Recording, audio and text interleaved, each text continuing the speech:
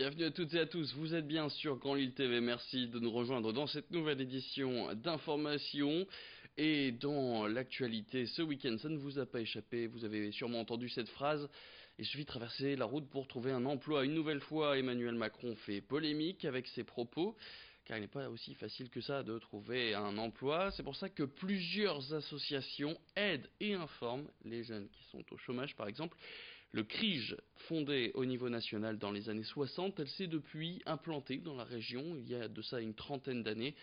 Et sa mission, c'est d'orienter les jeunes de 16 à 25 ans ou leurs parents et de répondre à leurs questions sur les études ou les formations. En plus de ces conseils, il poste des offres en ligne sur un site qui s'appelle ij-annonce.fr. En cette période de rentrée, il recherche surtout des babysitters, des animateurs ou du soutien scolaire. Écoutez cette interview de Violaine Colvert, elle est chargée de communication au CRIJ Hauts-de-France, une interview signée Lucille Berthe-Constant.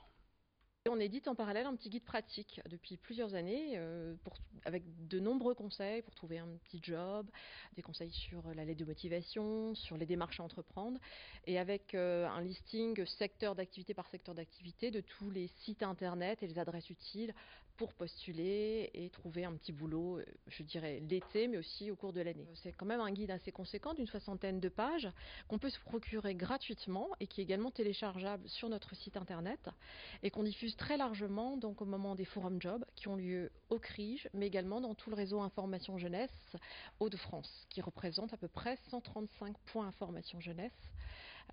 Donc c'est une possibilité effectivement de se le procurer assez facilement, pas uniquement sur l'île mais à Amiens et sur les 5 départements de la région. Dans l'actualité de la métropole lilloise, on prend maintenant la direction de Delémont, où son maire Christophe Liénard se mobilise contre le projet d'installation d'une plateforme bimodale à Comines, Warneton, en Belgique. La raison, ce site industriel verra passer bateaux et camions de marchandises, qui vont s'installer de l'autre côté du canal, et juste en face de la commune, plateforme qui va amener du bruit et de la pollution visuelle, et donc perturber la vie de Delémont, prisé pourtant pour sa verdure et son calme. Selon Christophe Liénard, ses homologues belges font la sourde oreille. Les installations sont loin de toute maison belge, mais ne respecteront pas la tranquillité des Français. De plus, ce terrain est en zone humide qui préservait les habitations en cas de montée des eaux. Des constructions mal vécues par la ville de Delémont qui, elle, avait été sanctionnée par la construction d'un terrain de foot sur cette même zone humide. Christophe Liénard a donc interpellé Jean-Claude Juncker, le président de la Commission européenne, qui a admis une incohérence dans le dossier sans que rien ne bouge pour l'instant, d'autant que les bourgmestres belges font la sourde oreille. Le maire de Delémont est en colère, comme vous allez l'entendre dans cette interview qu'il a accordée à Xavier Silly. Côté belge, je suis élu aussi à l'Eurométropole, ce qui me permet d'interpeller régulièrement mes collègues belges. Jamais de réponse de mes homologues de commune Warneton. Aucune réponse. Aucune rencontre possible. C'est pas faute d'avoir essayé. Non. Aucun dialogue. Un mépris. Alors oui, on va nous répondre côté belge que c'est leur pragmatisme. Martine Aubry a été élue présidente de l'Eurométropole dans le cadre de l'alternance. Elle a été élue vendredi. J'ai pu donc, comme d'habitude, comme à chaque bureau d'Eurométropole, réinterpeller mes homologues belges. Martine Aubry, dans son discours d'intronisation, a bien dit que l'Eurométropole n'avait plus de raison d'être si on n'arrivait pas à résoudre ce problème de dialogue au niveau de Delémont. Dans l'actualité toujours, mercredi, ce sera la 4e journée nationale de la qualité de l'air. Pour en présenter les enjeux et les actions qui auront lieu à cette occasion, une conférence de presse était organisée au Club de la Presse à Lille. Alors cette journée nationale, c'est l'occasion de sensibiliser les citoyens pour avoir un air de qualité. Créé en 2015, chaque édition tente de pousser à la création d'actions collectives et de réflexes individuels pour améliorer chaque jour un peu plus la qualité de l'air qui nous entoure, ainsi que sa protection. Alors dans les Hauts-de-France, l'Association pour la prévention de la pollution atmosphérique a prévu plusieurs conférences, ouvertes au grand public bien sûr, mais aussi aux professionnels du secteur. Nicolas Lebrun a assisté pour nous à cette conférence de presse. Pour nous, une urgence à en parler.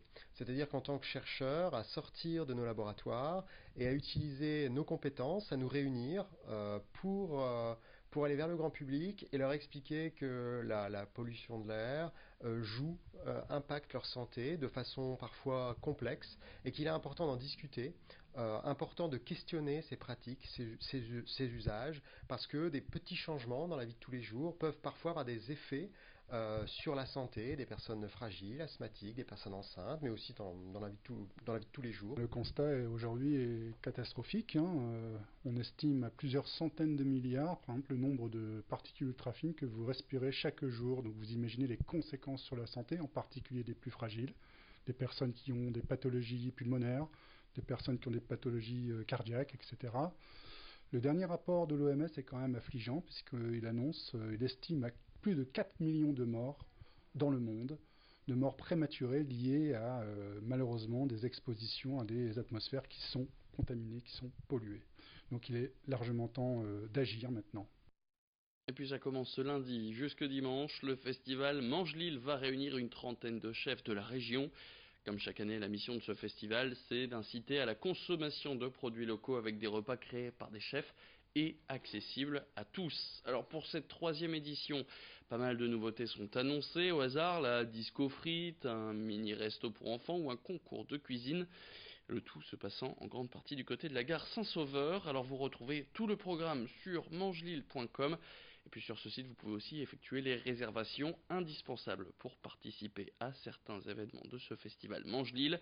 Plus d'informations tout de suite au micro d'Idil Gunaï. Il y en a toujours des nouveaux. Les nouveaux arrivent, en fait, ce sont des rencontres. D'abord, eux se connaissent, tissent leur propre réseau d'amitié. Et nous, évidemment, on est attentifs aux nouvelles ouvertures et à des gens qui ont envie de faire des choses ensemble. C'est vraiment comme ça, l'esprit, c'est faire ensemble. On a aussi une charte du bien manger sur laquelle on privilégie le local, le bio, le raisonné, etc. Donc il y a une charte auquel le chef doit adhérer pour justement participer et rentrer dans le collectif. Sur le marché, on va retrouver Steven Ramon, Maxime Chelstrat de Chemer, Ismaël Guergenton de l'Empreinte, Michael Bror du Huitlof, Nicolas Rucheton de l'Essentiel, Peter Blackman du Coq, Nicolas Choquet Octopus. C'est la fin de cette édition. Merci à tous de l'avoir suivi. Tout de suite sur Canal TV, la météo.